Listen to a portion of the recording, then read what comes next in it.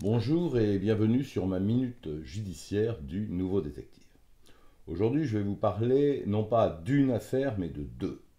Elles ont un point commun et comme je n'arrive pas à départager, je vous offre donc deux récits qui démontrent bien les difficultés des victimes lorsque parfois elles deviennent auteurs.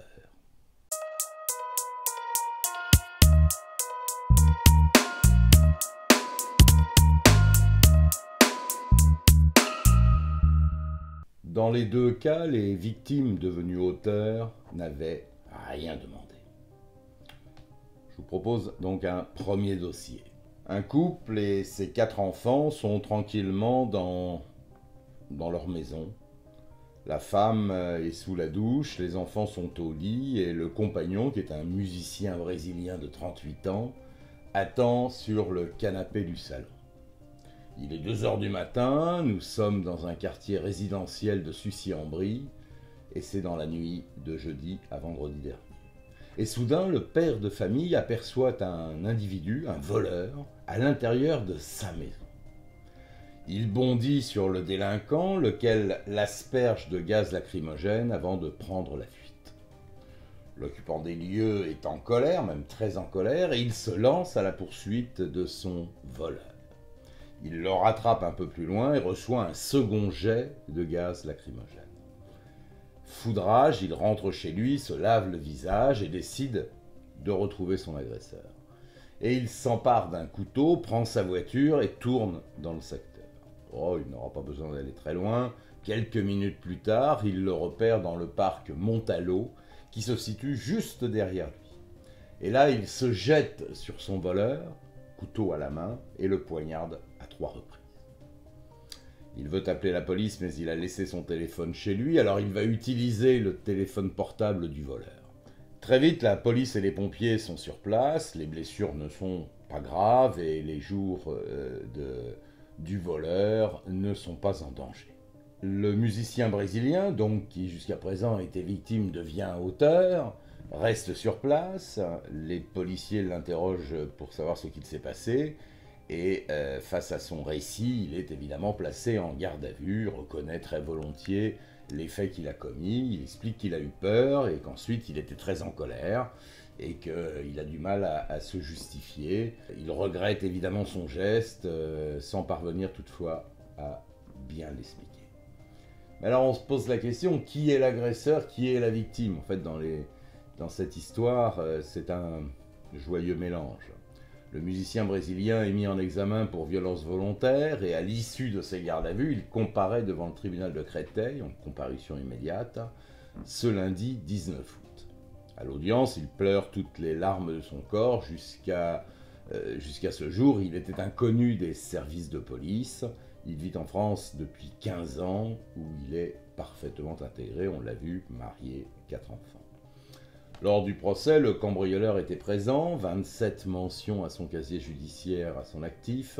Il sortait au moment de l'audience juste de l'hôpital et devait d'ailleurs être jugé en même temps. Mais il a estimé que son état de santé n'était pas compatible avec une audience ou avec un procès, mais il a tout de même demandé à assister au procès de celui qu'il avait l'intention de cambrioler. Quant à son procès à lui, il est donc renvoyé à une date ultérieure, mais pas celui du musicien. Et ce musicien va être condamné à une peine de 2 ans de prison, dont 18 mois avec sursis, et les 6 mois fermes seront aménagés. Il ressort donc libre du tribunal. Conclusion, la justice déteste que l'on fasse justice soi-même, même s'il est vrai qu'au moment où il porte les 3 coups de couteau, il ne se trouvait pas en danger ni en état de légitime défense. Quant au cambrioleur, il sera jugé plus tard et en attendant, il reste en prison. Ce n'est certes pas un scandale, juridiquement la justice est passée, mais il aurait peut-être été plus judicieux d'attendre que le cambrioleur soit en état d'être jugé avant de condamner sa victime à 6 mois ferme. Et comme je vous l'avais annoncé au début de mon propos, je voulais vous parler d'une seconde affaire, donc second dossier. Là, on touche le fond, sans faire de jeu de mots. Un jeune homme de 18 ans, accompagné d'une bande de copains, s'introduit illégalement dans une résidence à Toulouse. Cette dernière est équipée d'une piscine et le squatter décide d'en profiter. Il plonge et se blesse. Pas assez de profondeur, il se brise lors de son plongeon les vertèbres cervicales. Bilan tragique, il est tétraplégique. Ça, c'était il y a 2 ans. Bien sûr, nous sommes tous d'accord pour dire que c'est dramatique. Le jeune homme a décidé, au mois de juillet de cette année, de porter plainte contre la copropriété où l'accident est survenu. Il considère qu'il y a négligence autour du bassin et que le panneau qui indique la faible profondeur n'était pas assez visible. L'ensemble des copropriétaires sont eux aussi unanimes pour dire que c'est dramatique, bien sûr, mais ils sont tout aussi unanimes pour clamer qu'ils ne sont en rien responsables du fait que des individus non résidents et donc par conséquent non autorisés dans la résidence viennent s'y baigner et accessoirement se blessent. Il semble que le panneau indiquant le danger en lien avec la profondeur du bassin est régulièrement installé et visible sur le mur d'entrée de la piscine.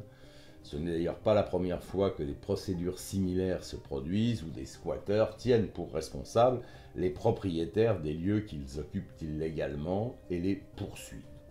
Il semble que ce type d'action en justice soit possible. Un avocat interrogé sur ce dossier dit que lorsqu'un dommage survient sur une propriété, les propriétaires doivent répondre du dommage qui a été causé par les personnes qui se blessent, même si les lieux sont occupés illégalement.